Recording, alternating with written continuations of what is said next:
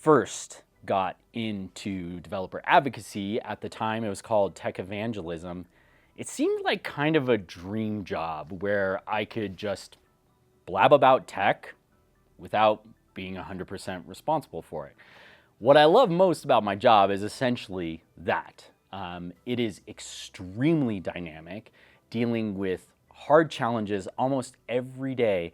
And the best part is I can come into the room with a bunch of ideas and then leave without any responsibility for those ideas. And so one thing that I really enjoy is being dynamic in the topic matters that I cover, the problems that I have, or the challenges I have to face. And so my job allows me to be exposed to a lot with not much responsibility. So it's pretty cool.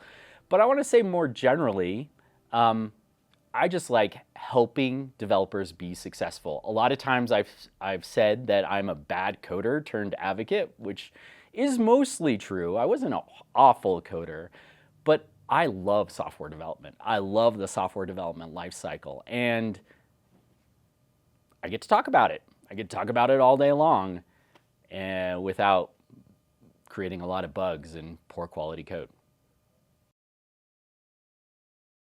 What about this course are you most excited about? So the great thing about the developer journey course is that developer journeys in themselves are not widely known. I mean, they are widely known because that's the behavior we see developers go through when they procure technology. But a lot of times when we think about journeys in the world of software development, it's usually the software development lifecycle. But we're not talking about the software development lifecycle. We are talking about the behavior of developers as they adopt technologies. And so I'm excited because I think that this is really important to understand. I think it's a problem space that a lot of developer marketers are struggling with. And I just want to add value in that area and help developer marketers be more successful.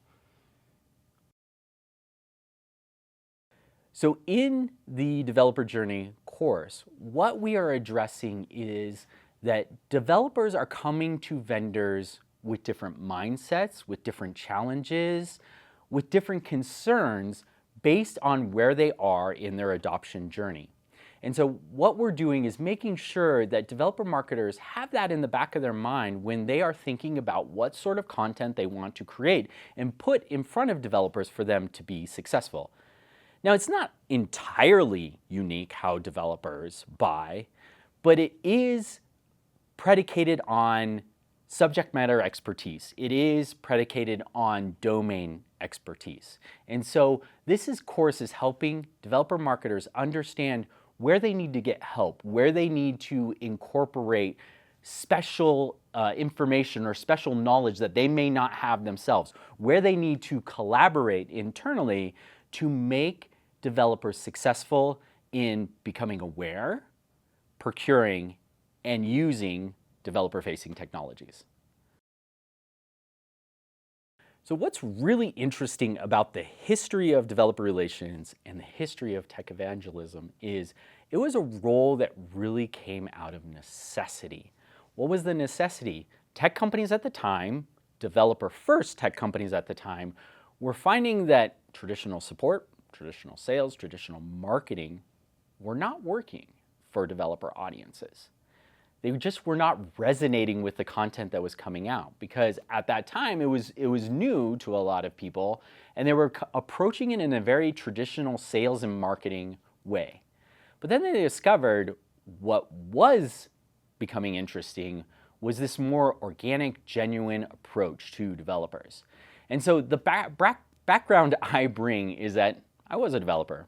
As I said before, not the best one, but I was a developer. But I also was a product marketer. And I also was in sales. And I also was a sales engineer. And I also was in tech support. So during the time before developer relations and before tech evangelism, I bounced around in all of these roles and got a really deep understanding of both the business side of selling to developers and also understanding empathetically what developers are interested in. And so that kind of combination, I think, makes me very well suited to be able to help developer marketers in understanding how to do the same for their target audience? That's actually a really hard question to answer because a big portion of my career for the last 21 years, I guess, has been educating. And that's something that I really like to do. I like to be able to deliver value for people to be successful in their roles, specifically developers. So I feel like I've been an educator for a very long time. But specifically creating course content, I've done it in various areas. I've done it in SharePoint. I used to be a SharePoint developer. I've done it in enterprise content management, and now doing it for product marketing, developer marketing, and this would be my second course. So I guess I'm going to say 8 years total in this specific topic area, 3 years, when I've decided to take my expertise and turn it in course format. So I used to be this audience, which is really cool because I lived in marketing for a significant portion of my career. I also, as developer relations, have reported into marketing many times in organizations. That's not where I think developer relations should live, but it's fairly common. So I've lived it. I've lived the challenges, but really how I bring value and how I identify what the needs are just the challenges I face day in, day out in my jobs, in collaborating with marketing, in